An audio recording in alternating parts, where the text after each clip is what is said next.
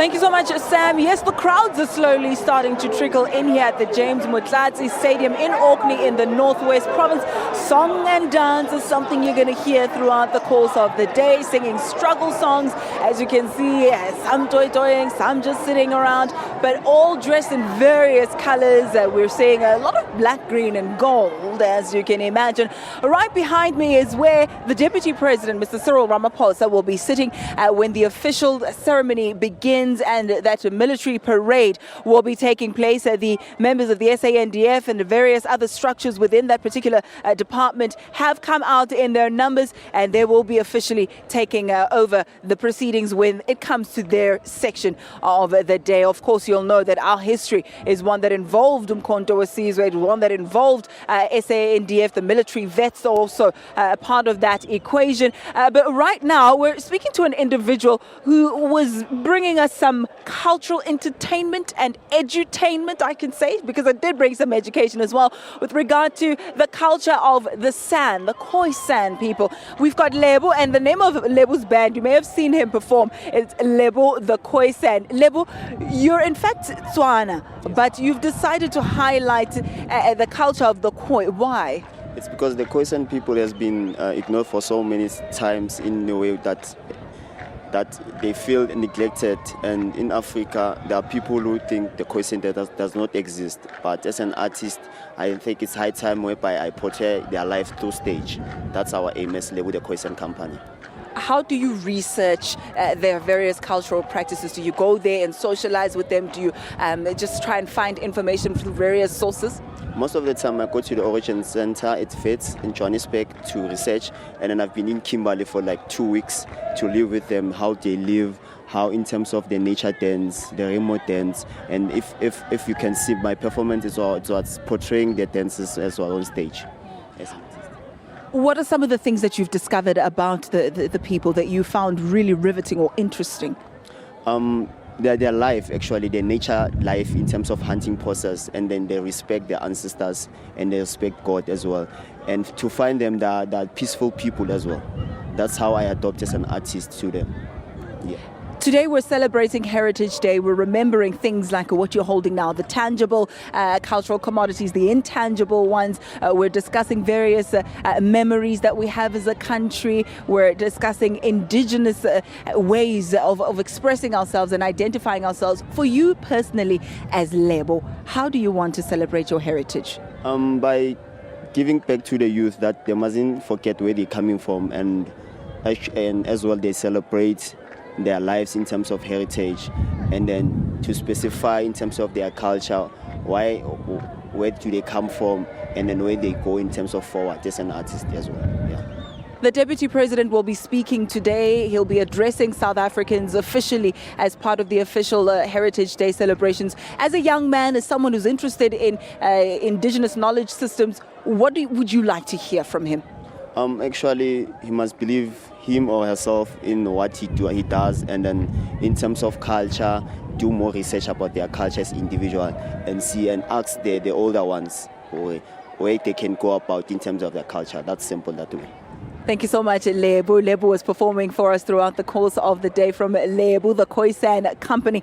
Lebo Situke joining us there. Lebo, thank you so much again for your time. Remember that we will be broadcasting the proceedings today well beyond Morning Live. We've got how many minutes left of the show? Less than 10. So well after that, we'll be leaving you in the very capable hands of my colleague, Criselda Lewis, looking beautiful, ravishing. I almost want to say, when I see her. Good morning, Fantastic morning, Ayanda. We're celebrating Zulu culture this morning. We've really come together in our diversity. We see the stadium is starting to fill up as well. The broadcast will start at 10:30 on SABC 2 this morning, and certainly we're looking at the theme is about people telling their stories that move South Africa forward. So my colleague Naledi Mulewa and I will interact with so many of the people that we were expecting here, and of course the Deputy President Cyril Ramaphosa will of course give the main speech. Yes. I'm going to make it personal for you, Criselda, if you don't mind. You speak a number of languages. isiXhosa is one of them. We look at you and you can't quite figure it out. Mixed race, colored. Do we even want to put a label on it? For yourself personally, what does Heritage Day mean? Heritage Day is about me celebrating my Africanness as an African woman. You know, when I decided what to wear this morning, I thought, no, I'm not going to go the Xhosa route because I am from the Eastern Cape. And everybody's thinking, okay, you're going to put on a Xhosa attire. I thought, no, we're going the Zulu route. And really, it's about celebrating different cultures. This is really when we get to see South Africa at her best, when everybody comes together and we celebrate this rainbow nation. This is where we see that some say it's just a myth. You were having a conversation this morning. It's a myth. Different cultures clash often, but this is where people come together. I mean, the beauty that I'm seeing in the stadium, everybody is dressed in their attire, and certainly, for me, it's about being African. I'm not coloured, I'm not Xhosa, I am not Zulu, I am an African. And those labels can sometimes take away, can't they?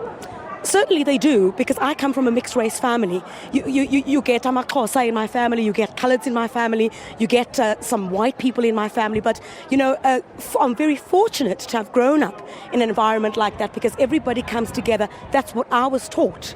So when I come out here, we're all African at the end of the day. So it does take away when people often ask, what are you?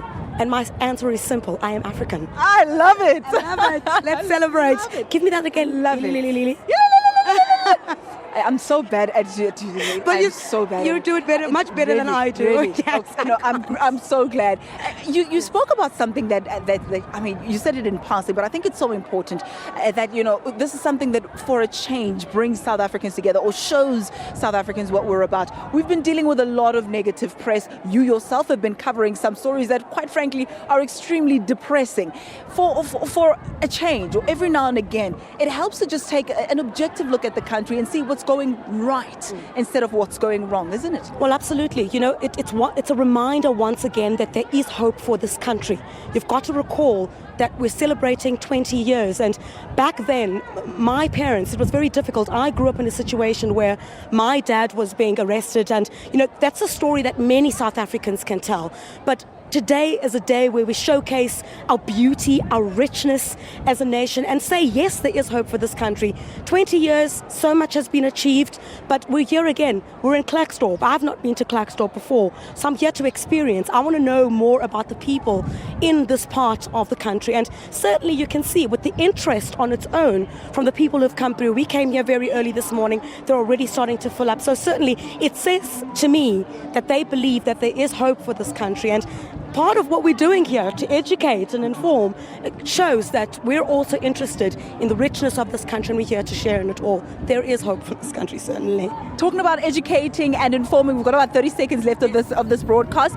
What can we expect in terms of logistics today? I know Deputy President Cyril Ramaphosa, the official speaker. That's right. The official speaker will also expect to hear from some of the groups, the Heritage Council, for example. I saw you speaking to Somadoda Figeni this morning.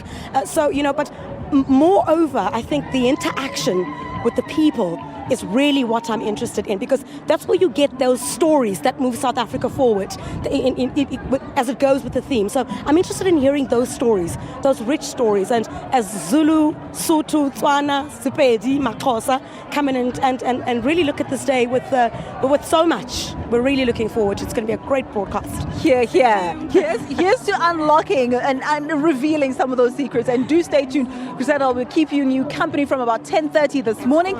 So it's a wrap from us. What's the time? I'm so good. There's about 5 minutes to go. I'm going to hand you over to Sam, who'll just say a quick goodbye from his side. But from Orkney here, Klerksdorp, the Northwest Province, it's Shap Eitera. We'll leave you in the capable hands of Khoisan, who'll be taking over in just a moment. But right now, it's back to you in studio.